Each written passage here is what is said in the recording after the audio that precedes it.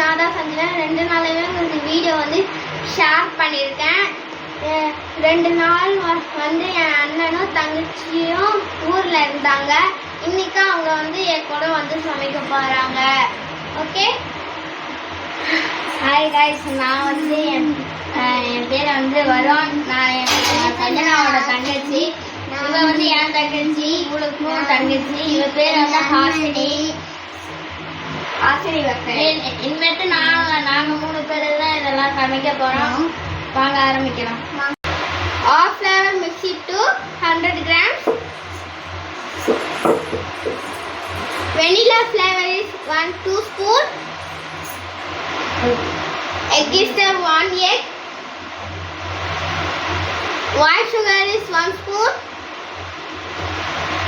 Salt is the small spoon. Essence வந்து 2 drops போட்டுட்டோம். இப்போ எல்லாத்தையும் போட்டாச்சு. எல்லாத்தையும் இப்போ சஞ்சனா கலக்க போறோம். நல்லா கலக்கணும். நம்ம கலக்கிக்கிட்டே இருக்கணும்.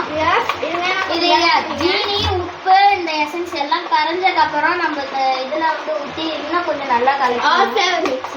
எஸ், சரி. இந்த அளவுக்கு இருந்துச்சுன்னா இந்த பழத்துக்கு வந்தோடனே நம்ம இதுல மிக்ஸி போடலாம். போடுது வந்து மைதா மாவு போட்டுட்டு கலக்கணும். நல்லா கலக்கிடலாம். இதை கம்மியாக போட்டனால பால் ஊற்ற மறந்துட்டோம். இப்போ சஞ்சனா பால் எடுத்து ஊற்ற போகிறோம். பால் ஊற்றலாம். அது ஒரு தண்ணி ஒரு தண்ணி பதத்துக்கு வரணும். நம்ம தோசை மாவு பதத்துக்கு வந்தால் தான் நம்மளால பேன் கேக் பண்ண முடியும்.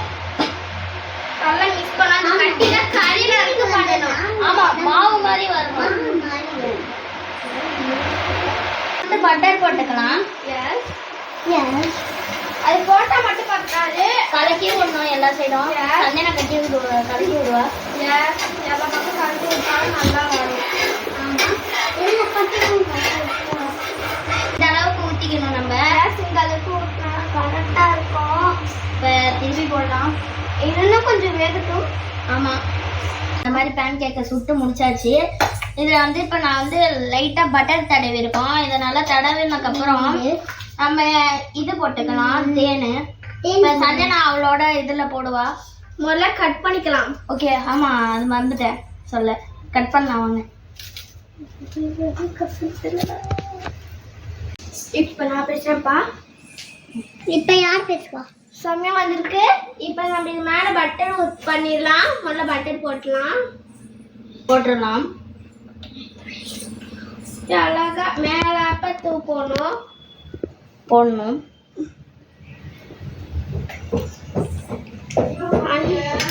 உங்களுக்கு ஏற்ற ஷேப்பில் நீங்கள் வந்து கட் பண்ணிக்கோங்க. இங்கே பாருங்க, நான் பீஸா மாதிரி கட் பண்ணியிருக்கேன். நான் வந்து குட்டி குட்டியாக மெலிசா சூப்பராக கட் பண்ணியிருக்கேன். அதுவும் டேஸ்டாக இருக்கு. நான் 1 ஸ்பூன் அளவு எடுத்துக்கிறேன் தேன். ஒரே ஒரு பக்கம் நல்லா ஊற்றுக்கூடாது. சூப்பராக வந்துருக்கு பாருங்க. நான் சாப்பிட போகிறேன். சாப்பிட்றேன்.